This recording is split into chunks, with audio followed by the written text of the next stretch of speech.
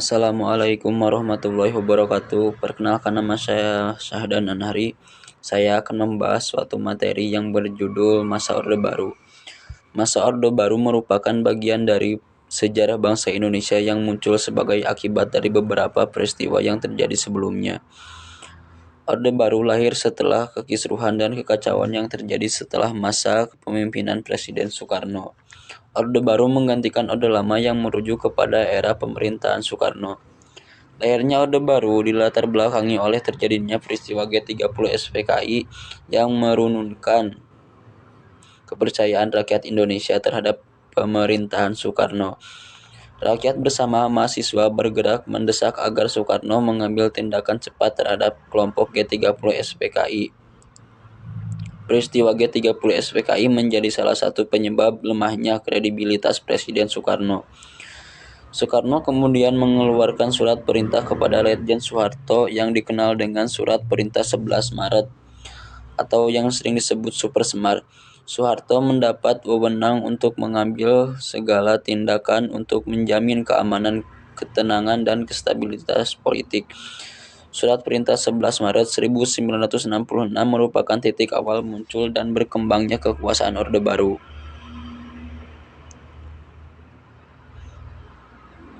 Visi utama pemerintahan Orde Baru ini adalah untuk melaksanakan Pancasila dan Undang-Undang 1945 secara murni dan konsekuen dalam setiap aspek kehidupan masyarakat Indonesia. Dengan visi tersebut, Orde Baru memberikan harapan bagi rakyat Indonesia, terutama yang berkaitan dengan perubahan-perubahan politik dan ekonomi. Dalam jangka waktu tersebut, ekonomi Indonesia berkembang pesat meskipun hal ini terjadi bersama dengan praktik korupsi yang merajalela. Peran negara dalam Orde Baru melalui kebijakan-kebijakan politik ekonomi semakin menguat. Namun pada tahun 1997 terjadi krisis moneter yang kemudian berkembang menjadi krisis multidensi yang membuat pemerintah kehilangan kepercayaan yang menyebabkan Soeharto sebagai presiden mengundurkan diri pada tanggal 21 Mei 1998 yang mengakhiri kekuasaan masa Orde Baru. Lahirnya masa Orde Baru.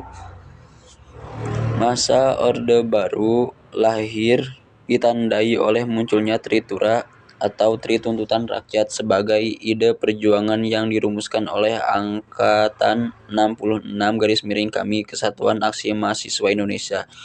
Tritura berisikan 3 tuntutan yang meliputi pembubaran PKI, perombakan Kabinet Dwikora, dan penurunan harga. Tritura semakin hari semakin radikal disebabkan sikap Presiden Soekarno yang bertolak belakang dengan aksi-aksi Tritura, terutama mengenai pembubaran PKI.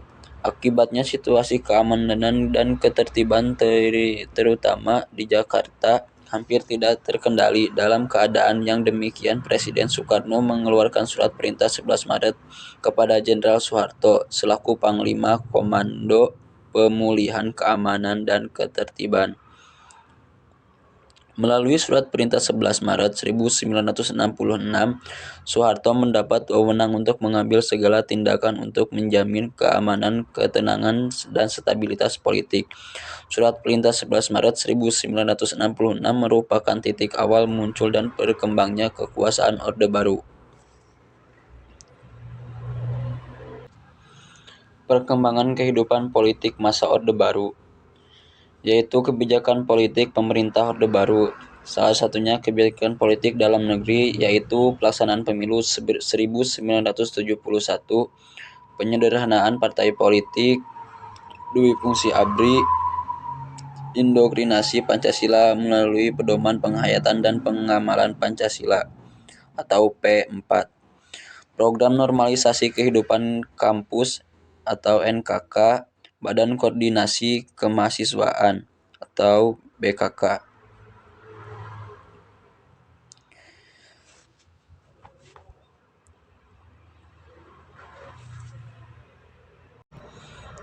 Pemilu yang sudah diatur melalui SI MPR 1967 menetapkan pemilu akan dilaksanakan pada tahun 1971 ini berbeda dengan pemilu pada tahun 1955. Pada pemilu ini, para pejabat pemerintah hanya berpihak kepada salah satu peserta pemilu yaitu Golkar. Golkarlah yang selalu memenangkan pemilu di tahun selanjutnya yaitu tahun 1977, 1982, 1987, 1992 sampai tahun 1997. Dan partai politik ini disederhanakan menjadi 3 partai. Yang pertama yaitu Partai Persatuan Pembangunan (PPP) yang merupakan gabungan dari NU, Parmusi, PSII, dan PERTI. Yang kedua Golongan Karya atau Golkar. 3. Partai Demokrasi Indonesia atau PDI yang merupakan gabungan dari PNI, Partai Katolik, Partai Murba, IPKI, dan Parkindo. Dwi fungsi ABRI. Dwi fungsi ABRI adalah peran ganda ABRI sebagai kekuatan pertahanan keamanan dan sebagai kekuatan sosial politik. Sebagai kekuatan sosial politik, ABRI diarahkan untuk mampu berperan secara aktif dalam membangun pembangunan nasional. ABRI juga memiliki wakil dalam MPR yang dikenal sebagai fraksi ABRI, sehingga kedudukannya pada masa Orde Baru sangat dominan. Lalu, indoktrinasi Pancasila melalui pedoman penghayatan dan pengamalan Pancasila. Soeharto memiliki tafsir sendiri terhadap Pancasila dan tafsir Soeharto bersifat mutlak pada masa Orde Baru. Pada tanggal 12 April 1976, Soeharto mengumumkan gagasannya mengenai Eka Prasetya Pancakarsa.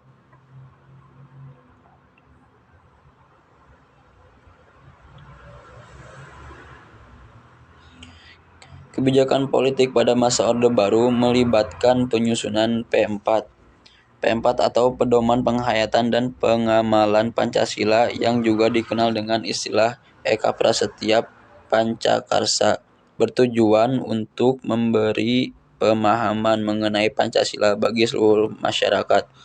Tidak ada organisasi yang diizinkan untuk menggunakan ideologi selain Pancasila. Juga diberikan penataran P4 untuk pegawai negeri sipil. Sejak tahun 1978 diselenggarakan penataran P4 secara menyeluruh kepada semua lapisan masyarakat. Lalu ada juga program normalisasi kehidupan kampus NKK dan Badan Koordinasi Kemahasiswaan atau BKK. Pemerintah Orde Baru menerapkan kebijakan NKK atau BKK untuk mengubah format organisasi kemahasiswaan dengan melarang mahasiswa terjun ke dalam politik praktis. Dasarnya adalah Surat Keputusan Menteri Pendidikan dan Kebudayaan nomor 0457-0-1990 tentang pola pembinaan dan pengembangan kemahasiswaan di perguruan tinggi.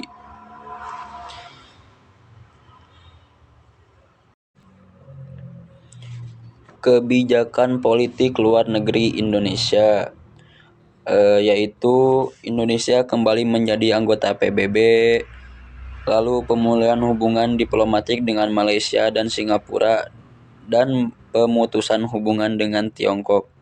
Ada juga memperkuat kerjasama regional dan internasional. Lalu bergabungnya Timur-Timur. Oke, kita bahas satu-satu. Yang pertama, Indonesia kembali menjadi anggota PBB. Indonesia pernah keluar dari keanggotaan sejarah berdirinya PBB pada 7 Agustus 1965 ketika terjadi konfrontasi dengan Malaysia. Pada saat itu Malaysia menjadi anggota tidak tetap Dewan Keamanan PBB sehingga pemerintah RI tidak sehingga pemerintah Republik Indonesia tidak setuju dan keluar dari keanggotaan PBB. Keputusan ini berdampak besar sehingga Indonesia terkucil dari pergaulan dunia internasional dan mengalami kesulitan ekonomi serta kesulitan dalam berpolitik dunia. Situasi ini melahirkan salah satu kebijakan politik pada masa Orde Baru untuk keluar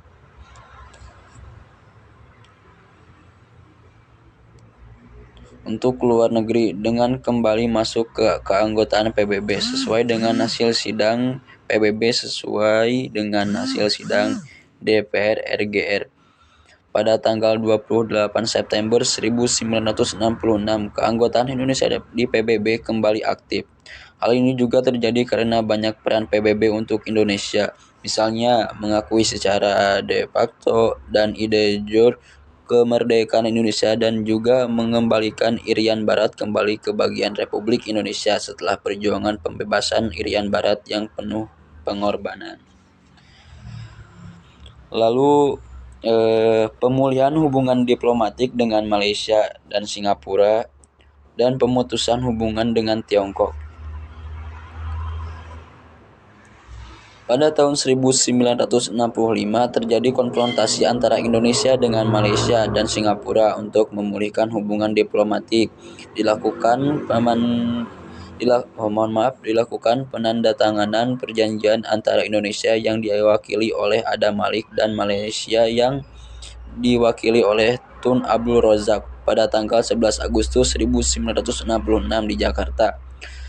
Pemulihan hubungan diplomatik dengan Singapura melalui pengakuan kemerdekaan Singapura pada tanggal 2 Juni 1966. Pengakuan tersebut dilakukan kepada Perdana Menteri Lee Kuan Yew. Perdana dengan pemerintah Soekarno yang pro kepada RRC dan berporos pada Beijing sehingga menyebabkan paham komunis tumbuh subur di Indonesia. Kebijakan politik Indonesia tidak lagi berjalan dengan besar dan aktif seperti sebelumnya, maka pemerintah Orba mengambil tindakan untuk memutuskan hubungan diplomatik dengan RRC dan meniadakan segala hal yang berbau Cina di Indonesia. Lalu ada juga memperkuat kerjasama regional dan internasional. Indonesia mulai memperkuat kerjasama baik regional dan internasional dengan melakukan beberapa upaya. Di antaranya adalah turut serta dalam membentuk ASEAN, mengirimkan kontingen Garuda dalam misi perdamaian, ikut berperan dalam KTT non-blok, berperan dalam organisasi konferensi Islam.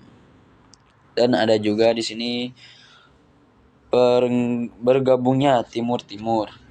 Ketika Indonesia merdeka, Timur-Timur yang jaraknya sangat dekat dengan Indonesia masih menjadi jajahan bangsa Portugis. Hal ini sangat mempengaruhi kondisi Nusa Tenggara Timur dan Barat yang letaknya dekat dengan Timur-Timur. Terlebih setelah kudeta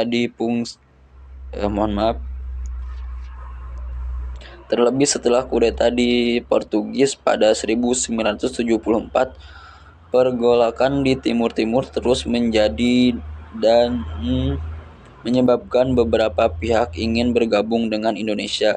Keinginan itu disampaikan secara resmi pada tanggal 7 Juni 1976. 10 hari kemudian, Presiden Soeharto memutuskan penggabungan Timur-Timur ke Indonesia yang menjadi provinsi ke-27. Walaupun demikian, praksi Pretelin terus berjuang untuk mendapatkan kemerdekaan hingga pada tahun 1999 ketika Orde Baru berakhir. Rakyat Timur-Timur melakukan referendum untuk lepas dari Republik Indonesia dan mendirikan negara sendiri yang berdaulat.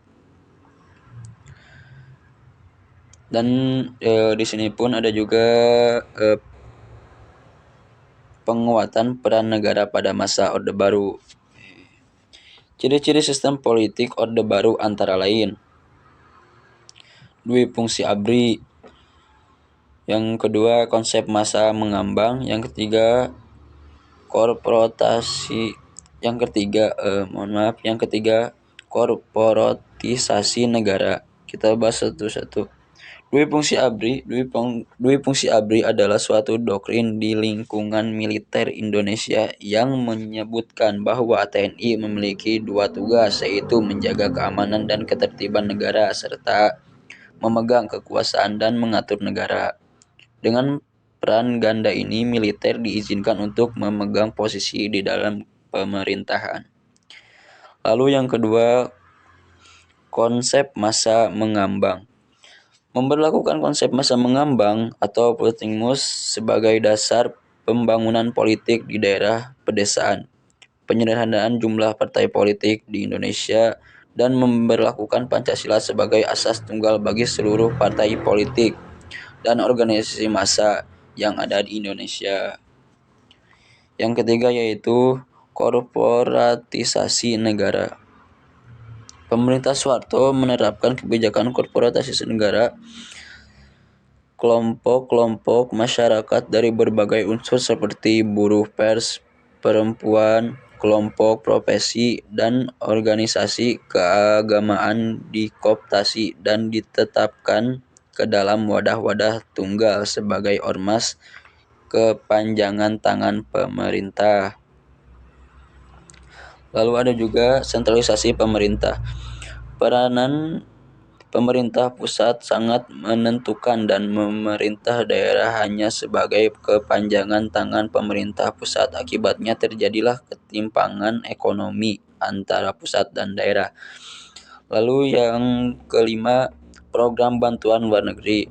Melalui lembaga IGGI atau International Governmental Group for Indonesia, pemerintah telah berhasil mengusahakan bantuan luar negeri di samping mengadakan penangguhan dan peringanan syarat-syarat pembayaran kembali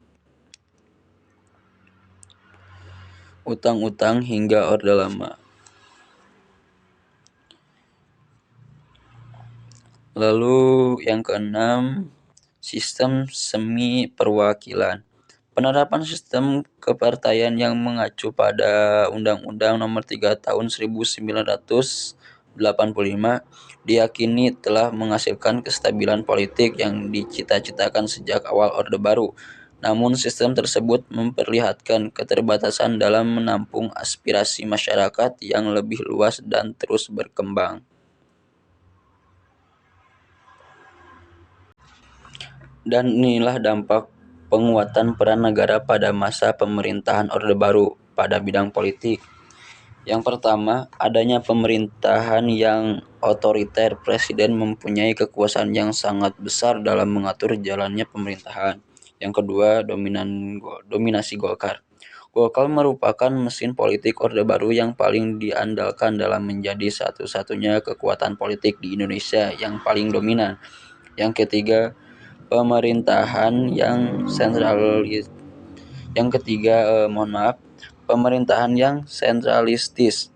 Menguatnya peran negara juga menyebabkan timbulnya gaya pemerintahan yang sentralistis yang ditandai dengan adanya pemusatan penentuan kebijakan publik pada pemerintahan pusat. Pemerintah daerah hanya diberi peluang yang sangat kecil untuk mengatur pemerintah dan mengelola anggaran daerahnya sendiri. Oke, terima kasih, dan hanya itu pembelajaran yang bisa saya sampaikan dalam materi masa Orde Baru. Atas kurangannya mohon maaf. Billahi taufiq wal hidayah. Wassalamualaikum warahmatullahi wabarakatuh.